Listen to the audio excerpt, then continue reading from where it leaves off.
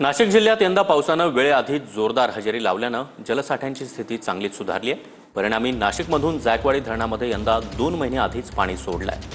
त्याचाच आढावा घेतलाय आमच्या प्रतिनिधींनी। पाहूया। सद्यस्थितीला नाशिकमध्ये पावसानं विश्रांती घेतलेली असली तरी नाशिकच्या गंगापूर धरणामध्ये आता नाशिककरांना वर्षभर पुरेल एवढा पाणीसाठा उपलब्ध झालेला आहे आणि त्यामुळे फक्त नाशिकच नाही तर जायकवाडीला देखील आता गंगापूर धरणातनं पाणी पोहोचलेलं आहे।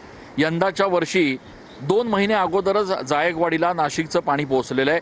नाशिकमधून आतापर्यंत जो पाणीचा विसर्ग करण्यात आला त्यापैकी 5 TMC पाणी आता जायकवाडी धरणात पोहोचलेलं आहे।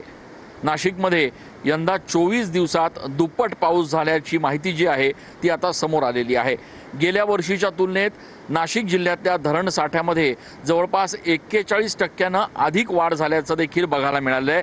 त्यामुळे खास करून नाशिकला पाणी पुरवठा करणाऱ्या गंगापूर धरणात आता 60% पाणीसाठा उपलब्ध झालेला आहे।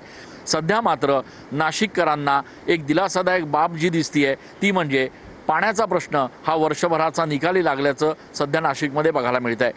कॅमेरा पर्सन आकाश शेवलेसह मी चंदन पूजा अधिकारी, TV9।